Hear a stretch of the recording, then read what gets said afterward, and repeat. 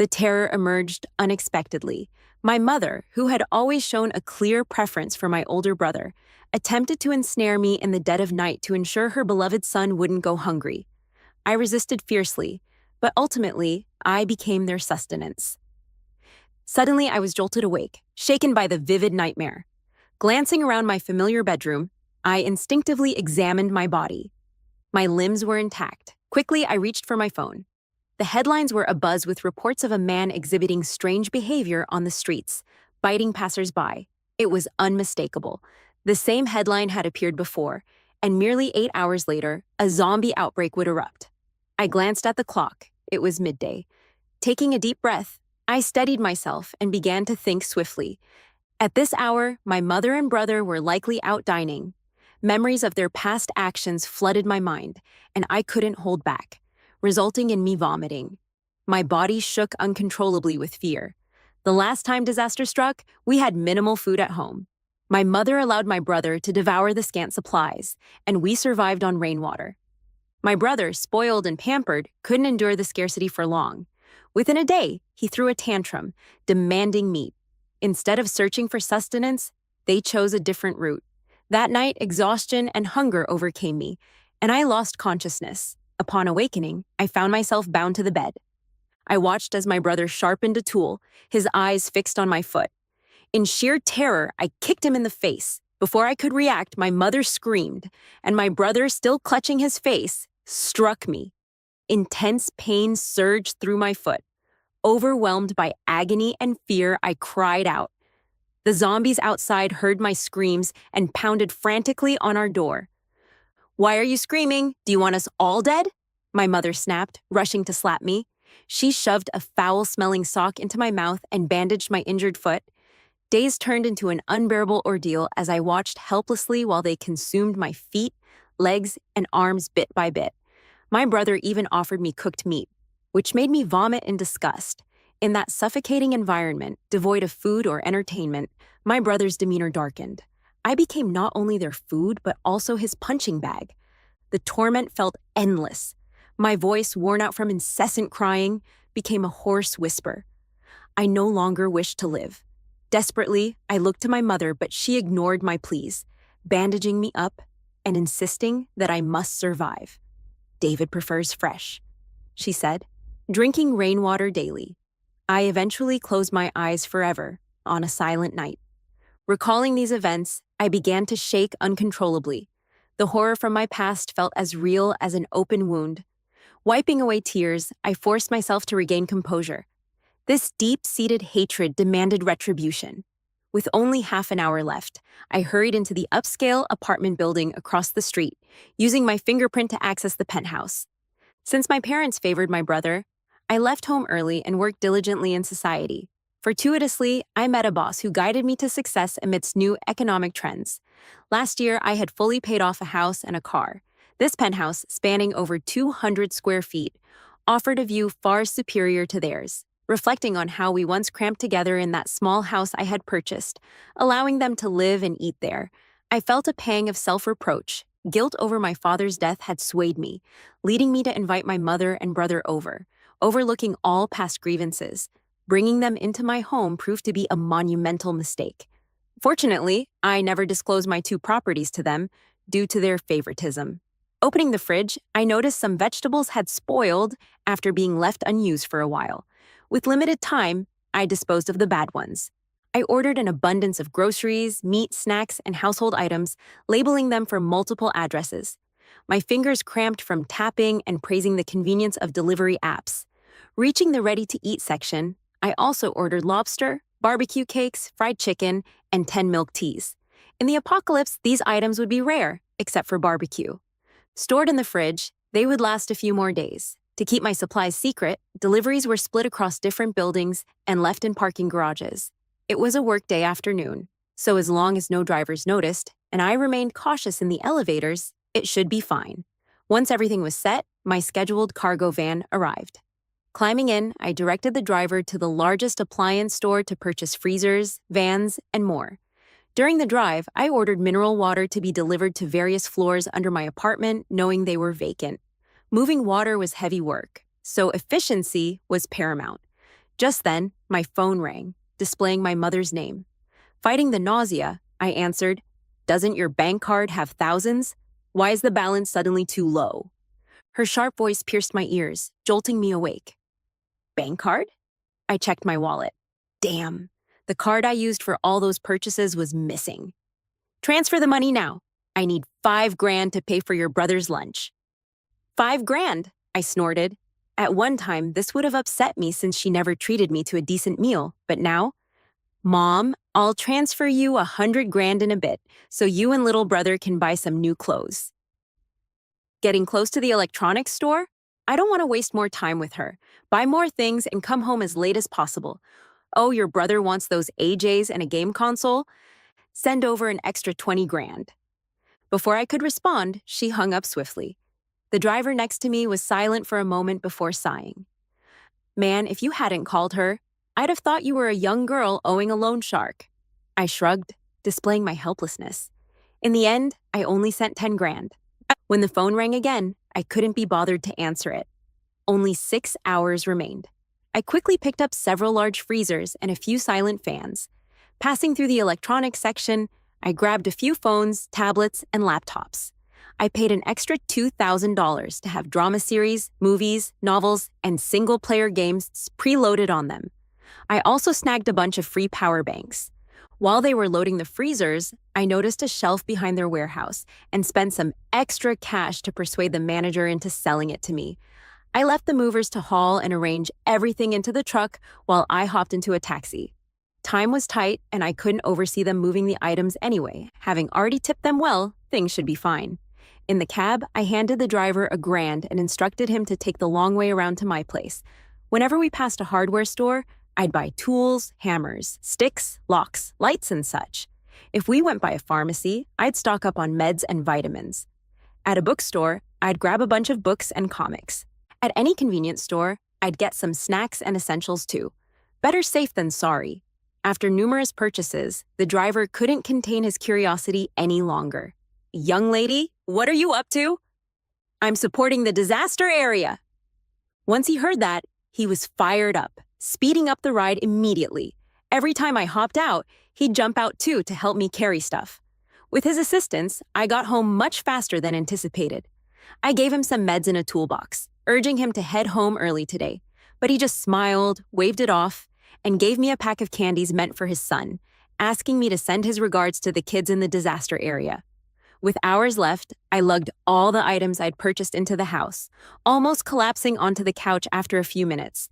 The moving truck arrived shortly after, dragging my exhausted body downstairs once more. The driver was already bent over, ready to help move the heavy freezers inside. Just as I wanted to politely decline, he interrupted with a hopeful tone. "After this, I can head back to see my kids." Silently, I assisted him in moving everything in, handing him some meds and groceries, urging him to finish up and go home soon. He thanked me repeatedly before driving off in the large truck.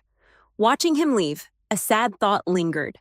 If my family had even an ounce of his integrity, maybe I wouldn't be this cold-hearted now. I hustled all the water and online ordered groceries up with a dolly repeatedly. Thankfully, after a few trips, I barely encountered anyone. Even when I did, I covered the items with a cloth so nobody could tell, and I stayed out of sight. With just 1 hour left before the zombie outbreak began, I managed to move everything in. I found some cameras from the company my boss had let me keep. I had casually tossed them into this house back then, grabbing some groceries and supplies. I picked a few cameras and headed back to my former home. Unlocking the door, thankfully they weren't back yet. I quickly hid the cameras and connected them to a small solar panel. Using double-sided and clear tape, I secured the solar panel onto the air conditioning unit outside. It was hidden from view inside unless the AC was turned on, which would attract zombies, making it an ideal spot. Wanting to capture every moment, the solar setup would allow me to monitor the areas even with a power outage. Finishing up the preparation and about to leave, my mother and brother walked in. No, Wendy and David entered, their cheerful voices audible before they even opened the door. Once they saw me, their expressions shifted to sternness. David casually tossed bags with designer logos at me. "Go wash these clean and get me some fruit." "I want to play games." Back then, I probably would have complied meekly. Why? I questioned. I had been raised to believe my brother's status was always superior to mine. Looking at his smug face, I felt only lingering fear amidst a sea of resentment. Thinking of the fake sibling bond he manipulated me with during the apocalypse, disgust welled up inside me. What are you staring at? Didn't you hear your brother? Wendy scolded. Stupid girl, not answering calls. Who knows what you've been up to? Didn't you say you'd send 120K? Why only 100K? Maybe because my look was too resentful, I thought. Wendy yanked my ear hard. Ow, Mom, stop it. I invested it and can't get it back right now. Swallowing my discomfort, I feigned my old, obedient self. Invested in what? I'll get it back by tomorrow. Gave too little money, and I couldn't even buy clothes. Enjoy seeing your mom embarrassed, huh? How'd I end up with a thing like you? Wendy spat out angrily. Didn't I give you 100,000? Clutching my ear in pain, she added. Didn't you see all the clothes, shoes, and game consoles your brother got? No money left for mine. Wendy became more agitated, yanking harder. The pain reignited old memories of abuse, flooding my mind once more. I held back the pain as I glanced at David lying on the couch, playing at games by himself. He was half-slouched, gaming away with a straw from a soda in his mouth, completely ignoring the chaos around us. If it weren't for what happened in the past, I might have simply thought my brother and I didn't get along well. But now, I realized he never saw me as a sister, not even as a person. Battling the splitting pain in my ear, I looked at the clock hanging on the wall. It read 7:43. My breath caught. Only 17 minutes left until the zombie outbreak. It takes me just about that long to get back to my place. There's no time. Mom, stop pulling. I'll go get it right now. Wendy, hearing me, let go with a skeptical look. Really? She's a doctor from a small town and doesn't understand anything about investments. She glanced at David as if seeking confirmation. Watching this scene made me internally scoff. I used to think Wendy favored boys over girls, but now I saw she truly treated me like an outsider. She always believed in him over me, but her calculations were way off. David never knew any better, always fighting, drinking, and gaming. How could he understand these things? What she didn't know was that her pampered little home king was just good at bluffing. David pretended to think for a moment, then unsurprisingly told me to go out and get the money, along with some fried chicken and Coke for him. I plastered on a fake smile and agreed, eagerly nodding. Wait up, I'm coming with you to get it. My smile froze. After convincing her, she reluctantly allowed me to leave. Once outside, I sprinted like never before, rushing back across to my building. At the fingerprint scanner, my hands were so sweaty from nerves that it took a while to gain access. Standing at my door, I carefully checked both the security and main entrance. Downstairs, I heard the screams begin. My heart clenched tightly. After confirming everything was locked, I shut the door and collapsed to the floor. The apocalypse had finally begun, with screams echoing from below. I sipped my milk tea and nibbled on the skewers I had ordered earlier. I couldn't care less about the news updates. Reporters being bitten and mass panic were all old news to me. I opened the homeowners group chat for that side of the complex. As expected, everyone was discussing the horrors unfolding outside. The building management tried to reassure the owners that government aid was on the way and urged them to stay inside with windows and doors locked. The mixed crowd made the chat chaotic and overwhelming, filled with complaints and fear. Then, suddenly, the influx of messages stopped except for one particular inquiry. Is anyone selling food? It's too dangerous to go out, and I've got nothing to eat at home. In these times, people were still hesitant, not wanting to take risks easily. I saw a familiar profile icon pop up with a reply. I've got veggies, 1 cabbage for 50,000. I smirked. My silly brother took the bait.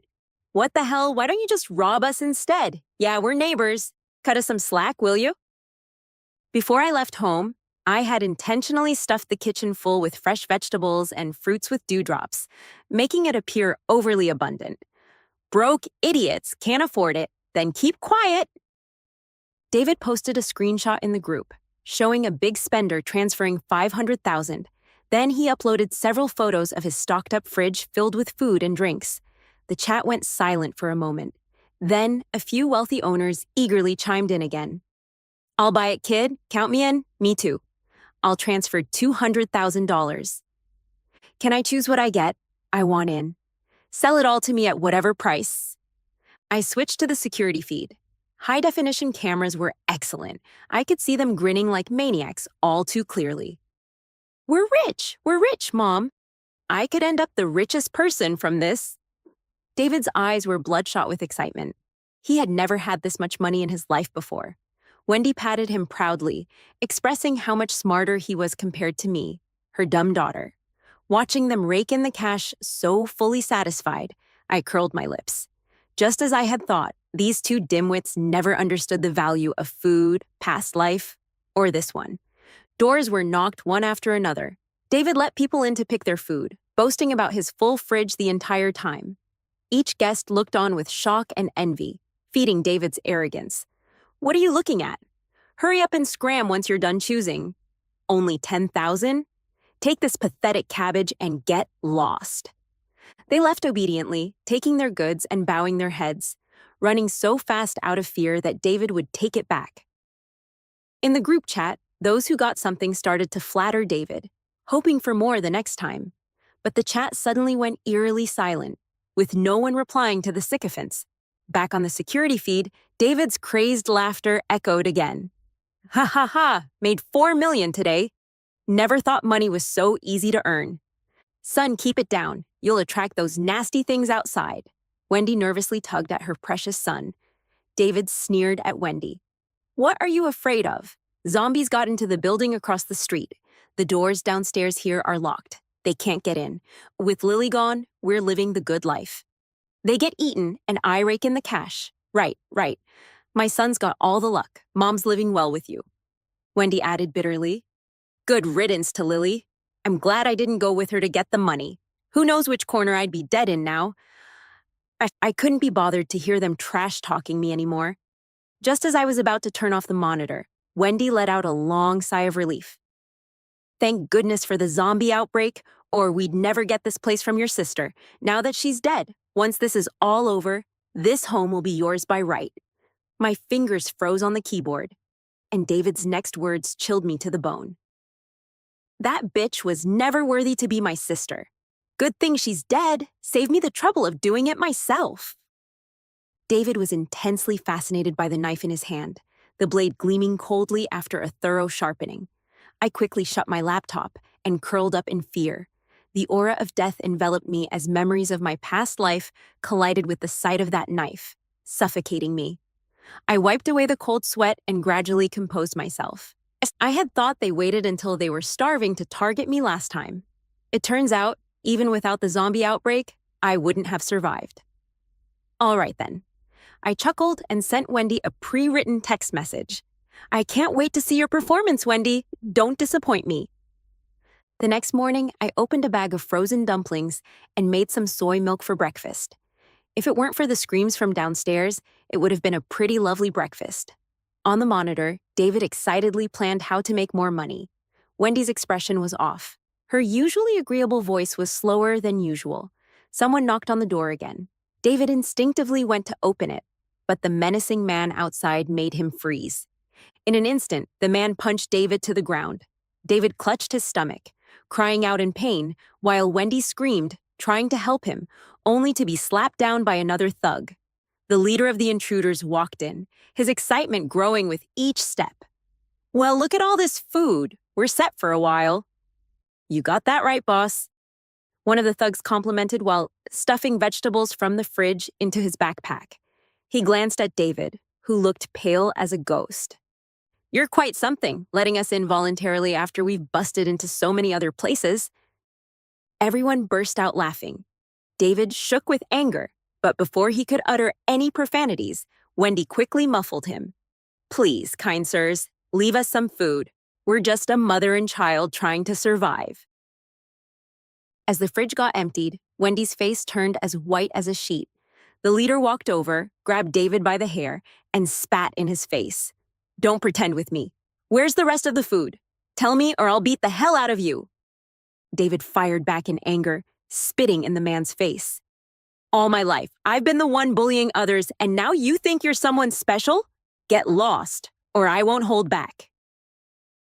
Hearing David's defiant words, a terrified Wendy crawled to the man's feet, begging for mercy. The man only laughed, kicking her aside, and dragged David over to the window. David winced from the pain in his back. Just as he was about to cry out, he was silenced by the scene below. Below was a horde of blood-covered zombies, twisting their grotesque faces at the sight of David, charging at the fragile door downstairs. The sheer horror left David speechless. "I'll give you one more chance. Talk, or I'll toss you down there. There's really nothing left, I swear!" David sobbed, shaking his head wildly in fear. Any defiance from earlier vanished. The man smirked, his hand poised to unlock the window. "Then get ready to feed the zombies." "Wait a minute. Don't hurt my son." Wendy quickly crawled over to hold her son in her arms. It took her a while to muster the courage to speak. "There's some food in the wardrobe." After she said that, sure enough, they found some instant noodles in the wardrobe. Immediately, they turned the house upside down. Only when they heard one of the lackeys say that zombies were about to rush in from downstairs did they begrudgingly leave, hauling large bags with them. David looked at the mess in the kitchen. All his pent-up anger was directed at Wendy. "You old hag hiding food from me!" David shoved Wendy to the ground, ignoring the fear in her eyes. "It wasn't me. They took all the food." "What am I supposed to do? They stole all my meat. How are you going to make it up to me?"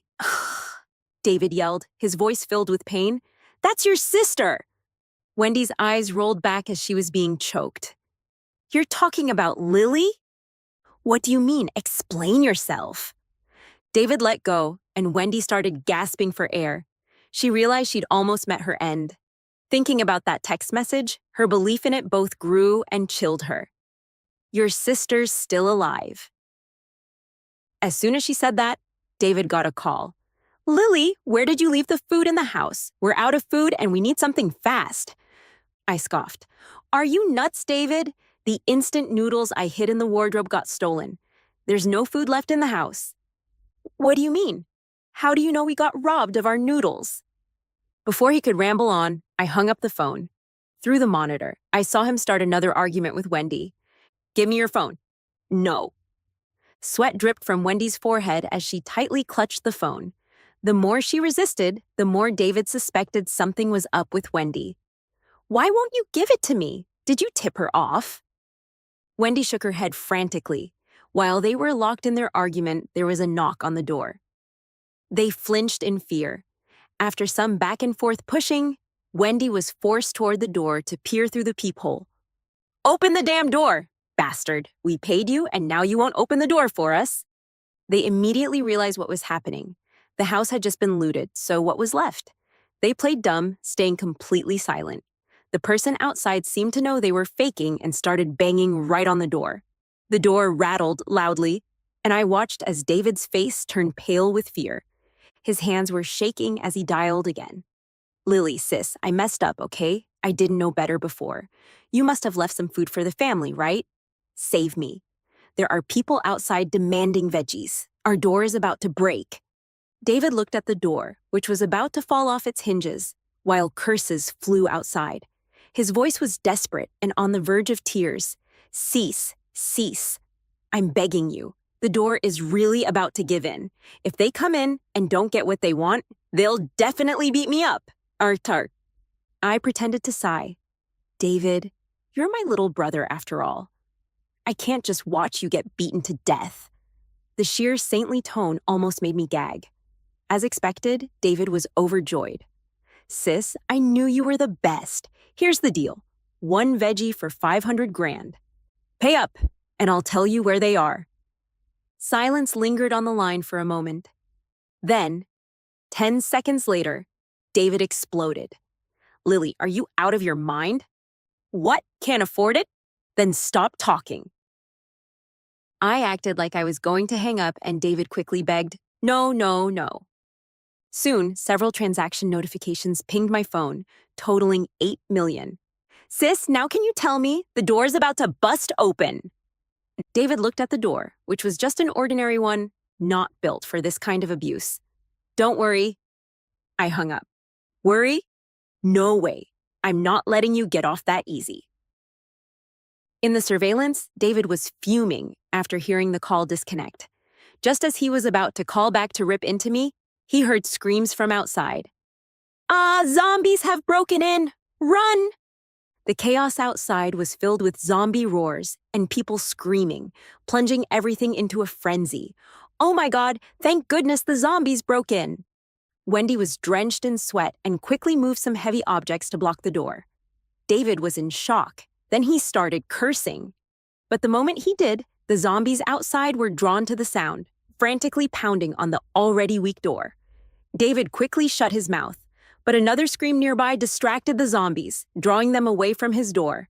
Then, my phone buzzed again. David cursed under his breath. Lily, you knew the zombies were coming, didn't you? Give me my money back. Of course I knew. I was watching the door cam, timing it with the zombies' arrival. Sorry, no refunds. If you want it so bad, come out and get it. The place was teeming with zombies. David didn't have the guts to step outside. Otherwise, they wouldn't have tried to rely on me last time. You either give me my money back or tell me where the veggies are. How could I not tell you? I did get a payment after all. The food's in the fire hydrant by the elevator outside. Go ahead and get it. After hearing this, David was so mad he nearly smashed the phone, while I happily hung up. This was merely the beginning. In the following days, the water and power gradually got cut, but David and Wendy didn't stop spewing insults at me through texts. I drank delicious soup cooked in my rice cooker and sighed contentedly.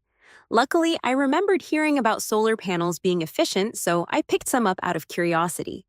Now they're coming in handy. I watched the surveillance, where the two of them sat on the couch burdened with their own worries, not saying a word. David managed to find a stash of snacks under his bed, but he downed them all himself, leaving none for his mom. He had a bit of energy left on the couch, whining about being hungry while Wendy hadn't eaten for days, too weak to speak, hugging her growling stomach. He recalled the message I sent last night, subtly reminding him. There's meat in the fire hydrant. Sure enough, after pacing around with doubt, he suddenly pushed Wendy off the couch. Lily said there's food in the hydrant outside. Why don't you go bring it in? Wendy, in disbelief, stared at him. With one foot practically in the grave, he expected her, the older one, to go out there? What are you looking at? Go get it now. David still acted like the pampered young master of the past. I smirked. The way the two ordered people around sounded exactly the same.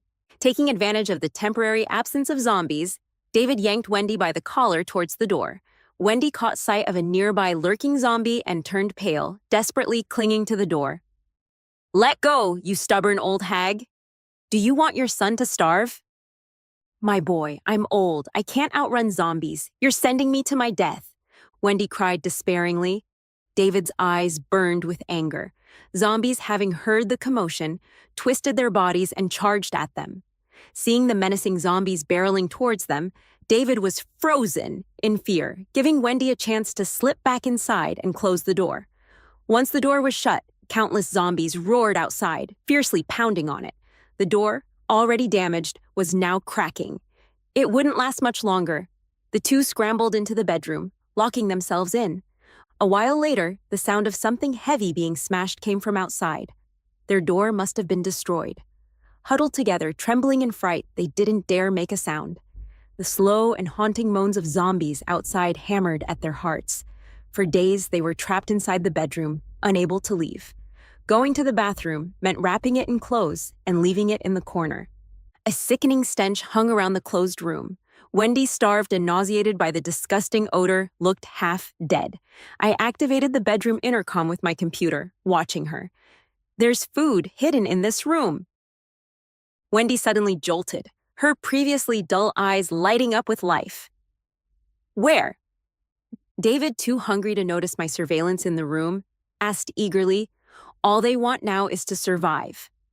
I didn't respond directly, just speaking to myself.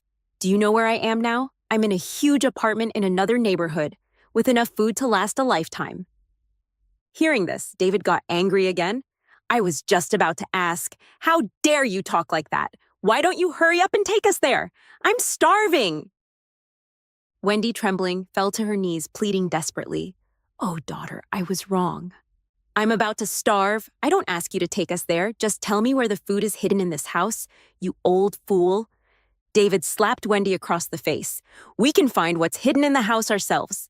We need her to get us out of this hellhole. Fine, I'll come for you, I said softly, and then hung up. David went crazy, flipping the bedroom, but came up empty-handed. Despair washed over Wendy, and she started to cry. You wretched child! If I had known, I'd have let that guy throw you out of the window back then. David recoiled at the memory of being pushed against the window. What nonsense are you saying? If you hadn't saved me, you'd have no son. Wendy smacked away David's hand, mistrust filling her eyes. Other people have sons for support in old age, but having you is my punishment. David watched Wendy, who seemed on edge, and backed away a bit in fear. Wendy, glaring with her blurred eyes, moved to hit David, but she had no strength left and ended up being pushed to the floor by David. Looking at her precious son, once cherished more than anything, she let out a bitter laugh. Oh, you're such a good son, treating your mom like this. I should have expected it.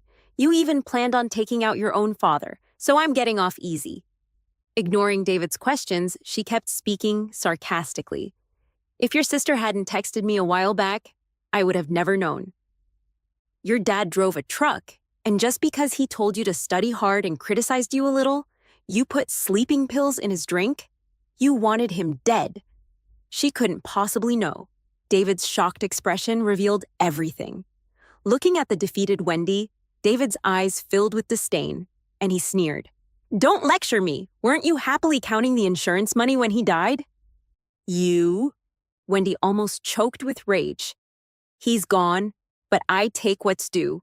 We could have lived comfortably forever in the county with that money, unlike these city folks lacking all decency. If you hadn't always told me that my sister's stuff is mine, even the house, I wouldn't have come running here. David shouted, gripping Wendy's neck as she fought back in pain. David's face was scratched by Wendy's nails, and just as he was about to strike her down, a memory flashed in his mind. In it, he saw himself with a knife, attacking a woman tied to a bed, and she clawed at him. His mind went blank, and instinctively his hand reached for the knife in his waistband. He thought he heard his mother's screams echoing in his ears. When he came back to his senses, he saw Wendy's left foot bleeding out. His gleaming knife was lodged in it. David had stuffed her mouth with a sock. She clumsily tried to bandage herself, unable to scream through the pain. I was surprised Wendy wasn't dead yet, but judging by her pale face, it wouldn't be long now. I told them the food was hidden in the ceiling. David found some bread, water, and a basic medical kit. Now David dared not be rough with me. When I told him where the food was, he apologetically asked when I'd come get him. With this food and some antiseptics, Wendy's face looked slightly better. I breathed a sigh of relief. Killing them would be too easy, but that's not the ending I chose for them. Sipping on my freshly brewed coffee, sleep had been rough these days, disturbed by dreams from a past life. Watching them through the surveillance, whenever Wendy and David looked at each other, they trembled, neither daring to speak to me. They had been locked in the bedroom too long. The smell, combined with Wendy's strange gaze, had gotten to David. Yes, he started abusing Wendy, just like he treated me in a past life. But today, instead of beating her, he took out a knife and sliced off her bandaged left foot. Wendy didn't even have a chance to scream before David slapped her down. Sis can only take one person, and that's going to be me. You're just trouble. Once this zombie thing ends, you'd probably drag me to court. You should just die now, David said coldly, before running to the monitor to plead. Sis, Mom can't walk. She broke her leg. If you can only take one, take me. I'm a man. I can help kill. Listening, I couldn't help but laugh out loud. If you could handle zombies, would you have needed to eat off me last life? Or let your old mom fetch food this time while hiding yourself at home? Clearing my throat, I regretfully said, Brother, how could you? After all, she is our mom. Seeing a moment of warmth in Wendy's eyes, I quickly dashed her hopes with cold reality. Feigning sadness, I sighed. Well, you're the only male in the family. If not you, who else, right, Mom? Didn't you teach us this? When I objected long ago, you even hit me. Wendy froze, ignoring the pain in her leg, crying hoarsely. Oh, daughter, I was wrong. Confused then. I beg you, save me your brother. He's heartless. But isn't this your lesson? Back in middle school, when I refused your brother pocket money, he pushed me down the stairs. I was in a cast for months and told you he wasn't decent, but you said he was the only son, and I had to yield. And back then, my acceptance letter got sent home. You said the family couldn't afford 2 kids in school. You sacrificed me, let him go to school. Now you're sacrificing yourself for your brother to survive. Got a problem with that? With each word, Wendy froze a little more. She dragged her leg, crawling slowly to the monitor, her smile looking uglier than crying. Sweetheart, I just felt bad for your young brother, that's all. Oh, then I won't talk about that. Why don't you tell me when my birthday is? Wendy was visibly dumbstruck, her cracked lips opening and closing, but no word came out. Yeah, since we were kids, she only ever cared about her son. Her daughter never even thrown a birthday party. The only time must have been before David was born. But it was so long ago, she didn't really remember the exact day. I snorted, speaking softly again. David, I'll pick you up in a couple of days. David was over the moon. All right, sis. After I hung up the monitor, he turned and struck Wendy, knocking her to the ground. I'm no good. You're not much better. Son, I'm your mom. Wendy's despairing cries didn't stop David. Turning off the monitor, I took a lovely bath with the stored water and cooked a Western-style steak for reopening the camera. I almost threw up. David had chopped off Wendy's left leg, grilling it with the lighter from his room. The scene made me really uncomfortable, but I sort of expected it, so it didn't take long to get over it. With the arrival of zombies and food scarcity this time, Wendy had become the food. Watching him ask Wendy if she wanted some meat, she also vomited a lot. I glanced down at the blood-red steak on my plate, just like Wendy's leg, losing my appetite instantly, and tossed it in the trash. David handled her like he did me in the last life, expertly cutting to prolong her life without ending it too soon. Meanwhile, David kept bugging me about when I'd come to get him. I just told him to wait a little longer. Wendy already looked hollow, eyes vacant, slumped in the corner. But David wasn't soft-hearted, feeding her meat to keep her from starving. She ate and vomited, turning into a walking corpse eventually. 2 more months passed, and David got sick of it. He cried and begged me for more food. I told him there were tons of snacks and steaks by the fire hydrant outside, and he could use the lighter to cook the meat. By now, David totally believed everything I said. After a few days of gathering courage, he secretly opened the long-sealed bedroom door. The front door had been destroyed, and the zombies seemed to have left, not finding anyone around. David gasped, slipping outside and rushing to the elevator, grabbing a big black-wrapped bag from the fire hydrant. Clutching the heavy bundle, he excitedly walked back, only to find zombies at the doorway. The zombies' eyes lit up at the sight of a human, sprinting fast toward him. Scared out of his wits, clutching the bag, David ran the other way, not realizing more zombies were ahead. He shut his eyes, his legs trembling uncontrollably. Just then, a door opened in front of him, pulling him inside. The door shut, and before David could see who it was, starting a shaky thank you, his bundle got snatched away. Well, look who it is! Seeing some familiar faces, David turned pale with fear. Once he went out for food, David never came back, refusing to believe he'd been bitten by zombies. I sent a drone from home looking for him in the neighborhood. After circling a bit without spotting a zombie like David, I realized he had run the other way. Maybe he'd hidden in an open apartment. In an instant, flying my drone window by window on my home's level, I searched. My hunch was right. He was in the apartment diagonal to ours. And the people inside, they were the same thugs who raided and stole food from us. Sound through the window wasn't clear, but it seemed like David ended up delivering his goods to them once more. Although everything inside the package was spoiled. Edible, sure, but likely to cause an upset stomach. Originally, I wanted David to experience the horror of being chased by zombies, scraping by with food even pigs wouldn't touch. But he'd been intercepted. What happened next was even more unexpected. These men hadn't had any nightlife in months. Though David looked run down, he was still a decent-looking young guy.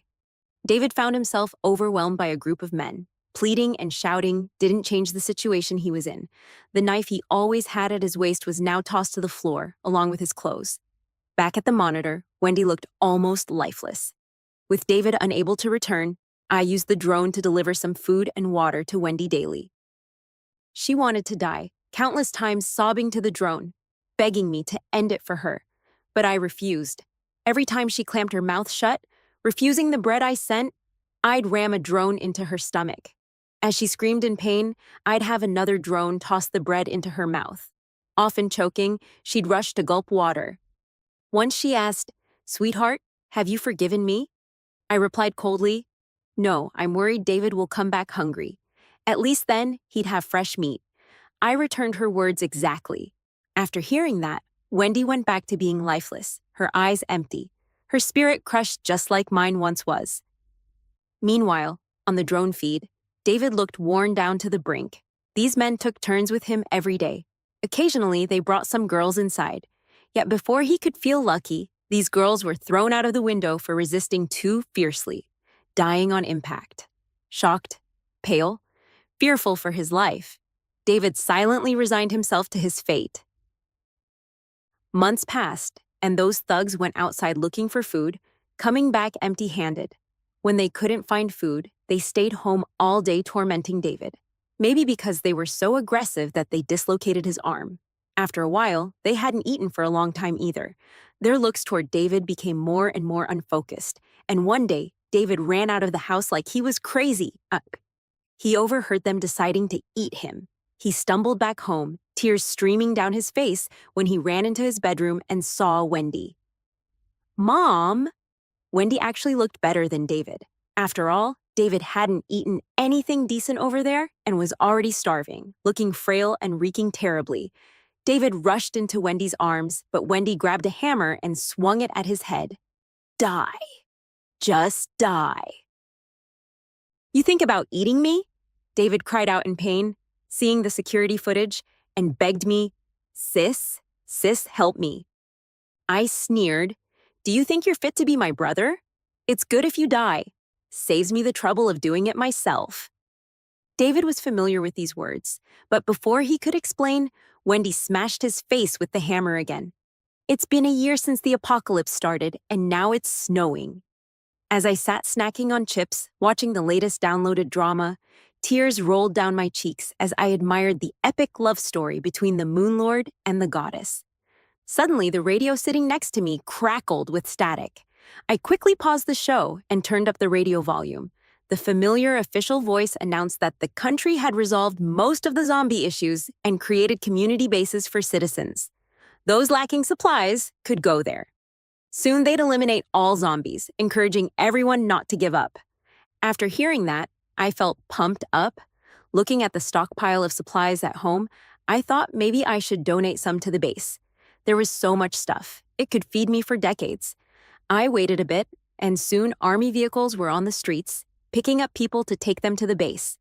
I packed up 50 boxes of supplies, using my trusty little cart to move them down in several trips.